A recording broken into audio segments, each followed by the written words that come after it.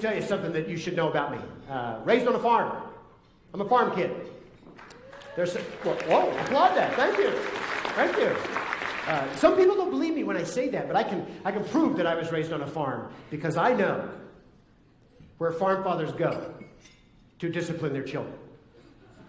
Now, you've heard the stories or you've been there. Where do they go? Behind the shed, behind the barn. That's right. I spent a large portion of my adolescence behind the barn. I was an ornery farm boy.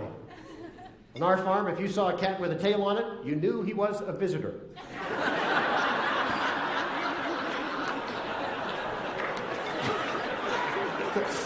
That's a joke, man. I'm kidding. It's a joke.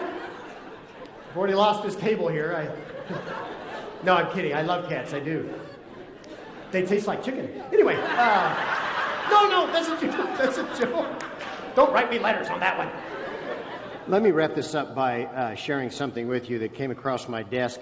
And it's not specifically about agronomy. That's about livestock production, but it's the same picture. A lot of people in this room are livestock producers.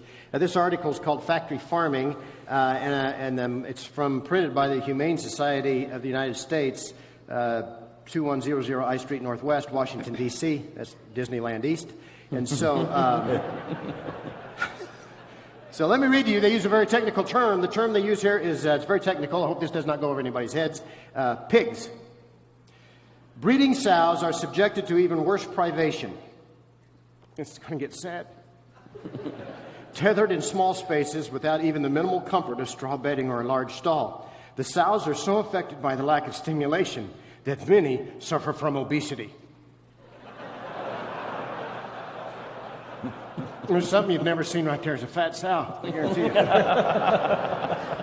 you. Boars, that's what I am right now. Boars and breeding sows, this is key, should be allowed at least visual contact with one another to avoid social deprivation stresses. You know, I think this is a good time for me to make a public announcement. I raised hogs for several years, and I got out of the hog business. And a lot of people wondered, was it because, you know, it's changing marketplace or a change of careers? Or no, I got out of it because I couldn't take it anymore. I'd go down to Fair and Barn, and I'd see them socially deprived sows.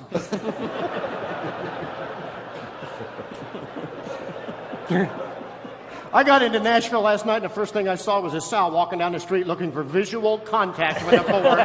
So sad.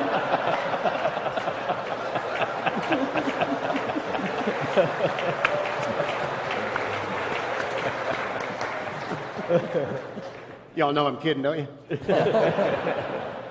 But there's a reason I make that statement. This did come across my desk in 1984. This was an article from 1984. Did they go away? No. They've added groups. They've added factions. They've added interests.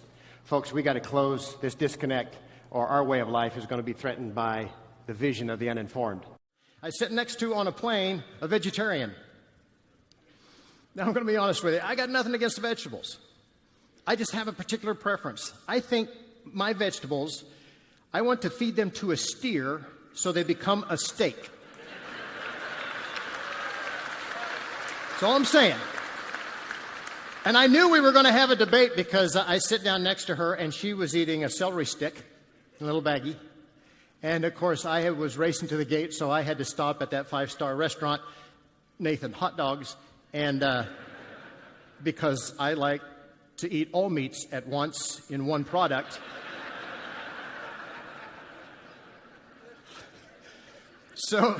So we started talking food, and the first thing she said to me was, "Are you going to eat that?" I said, "Why? Do you want some? I mean, I'll share. If you want to share, I'll share." And I told her, I said, "I know a little bit more about food production than you think. In fact, I know a lot about food. In fact, I know that a celery stick of that size only has 4 calories. It only has 4 calories in it, yet when you eat that stick of celery, it's going to take 6 calories. In other words, if you eat enough celery, you will disappear completely."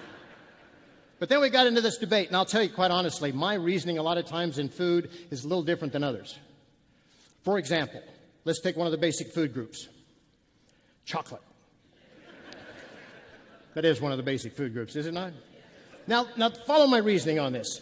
Chocolate comes from a cacao bean, which comes from a tree, which is a plant. Therefore, chocolate is salad.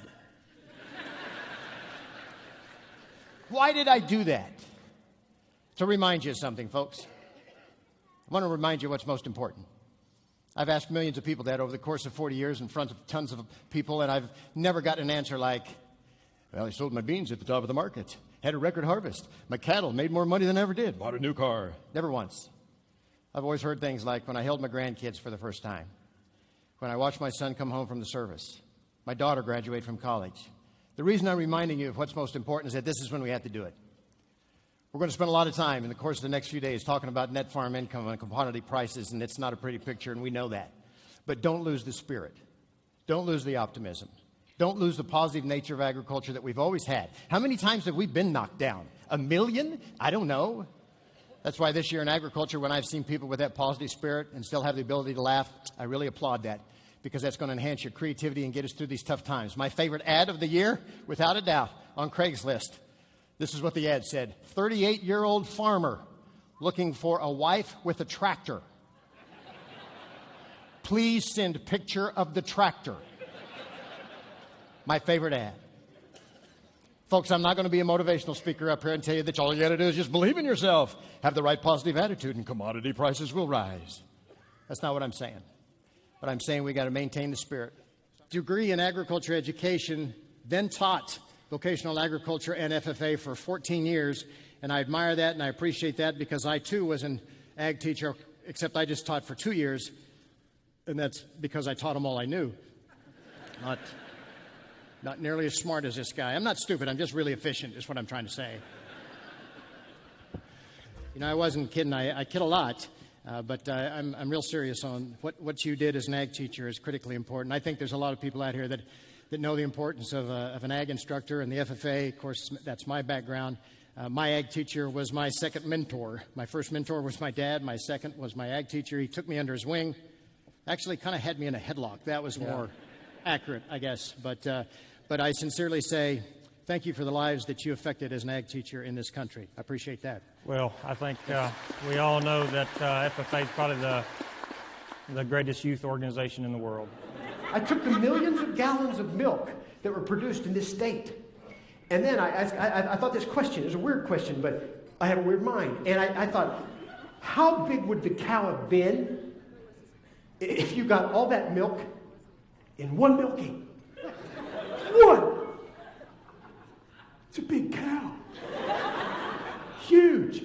In fact, you want to know how big? I figured it out. This cow would be so big. The left front foot would be in Lake Michigan, right front foot in Lake Ontario. Okay? Left back foot, Gulf of Mexico, right back foot, Caribbean Sea. She'd be able to tear up the St. Lawrence Seaway with her horns, lick mist off the northern lights with her tongue, swat flies off the equator with her tail, and that mammoth udder would provide shade for the entire state of Florida. That's a huge cow. Now, I don't know, some of you go one step further. The rear end of that cow would be over Cuba. I'm just saying. You can just put your own punchline there. But the one thing that I knew, and that I always know whenever I see agriculture groups, and whenever I see blue and gold jackets, and by the way, thanks for having that unbelievable speaker on the program. I'm glad I'm not in the FFA now, and I was back then. That was, in case you're curious, it was right after they invented dirt. Long time ago. But I've always thought this, and you know it, but you don't feed yourself. You feed the world. There is no profession that is more noble, more honored, more needed than what you do. In fact, we have to do a little group exercise right now. Everybody take up your hand. Just put your hand just like this, okay? Okay? Now turn it so that you're looking at your palm, and then push it back over your shoulder. Okay? Now go up and down. Now give yourself a round of applause. Do that.